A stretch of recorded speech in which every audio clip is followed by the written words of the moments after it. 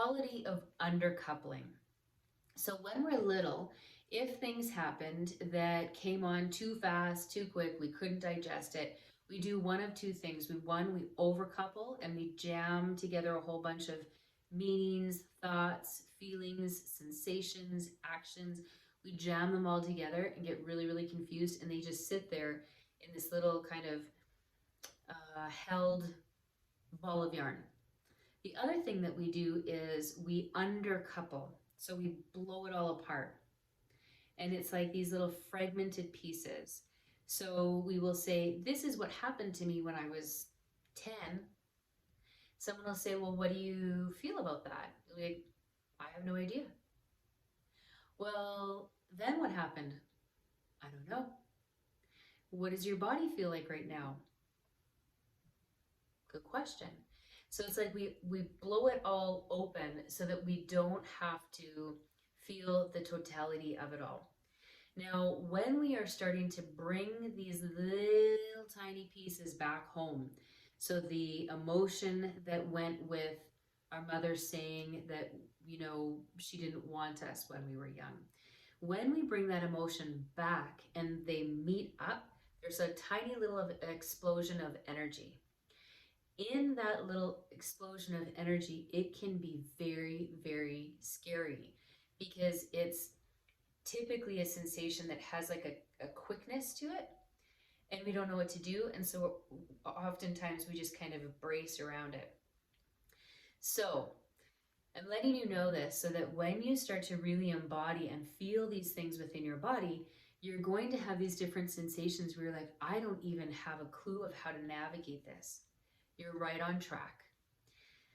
When these parts start to come together, the more pieces we start to bring home, the more intact we feel, the more wholesome, connected, together we feel.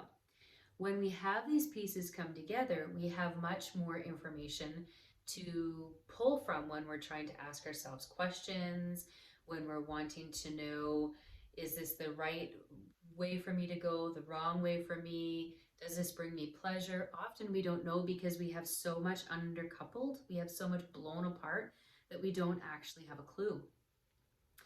The other thing I'm just going to speak to is that overcoupling and undercoupling often live at the same time. So you will have something that is blown apart, and you will also have something that is overcoupled. What does that look like? It will look like feeling like you're going to vomit, your belly is tight, you're having this sense of dread, you have this like anxiety happening, overcoupled. All these things are jammed together. Then you have something undercoupled where it's like, I have no idea why. Shoulders don't even feel like they're here. Feels like I really can't move. I have no idea what to do. And so they cohabit at the same time, and that can be bloody confusing. So how do we deal with it? First, we take one little piece of where it feels relatively safe. So can you notice your bum in the chair? So while all of this stuff is happening, all the confusion, all the things, the belly nausea, the tension, the emotion, can you come down to a place that feels relatively okay, relatively safe? Your bottom on the chair. Can you feel it? Really feel it. And notice if one side is heavier than the other. What this will allow you to do is to start to drop back into the body in places that feel somewhat okay. Because these, we don't know how to deal with them. That's why they're there in the first place. Another way that we can work with it is we can start to look around and orient. What that does is it starts to open the system a wee little bit so we're not locked into overcoupled and undercoupled. We start to be able to actually feel into ourselves. When we have enough sense of ourselves, Then, just like with the overcoupling, we can take one little piece and feel it. For example, a lot of people will say to me, Chris, I'm confused. And I say, great. Let's notice what confusion is like. So often when we're with confusion, people want to make sense of. So they have all these things that are all blown apart and they're wanting them all to connect so that they can understand what's happening to them.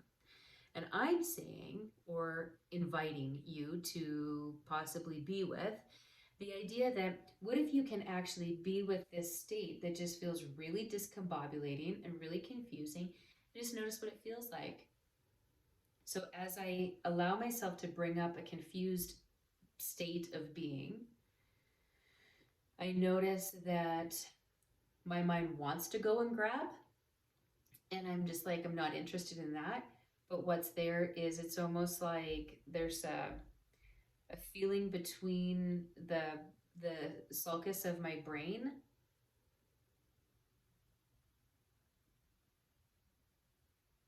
and it almost feels vibrating in my brain a little bit.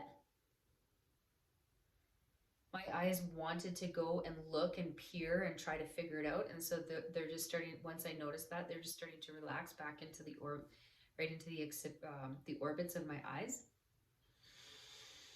Here's the organic breath.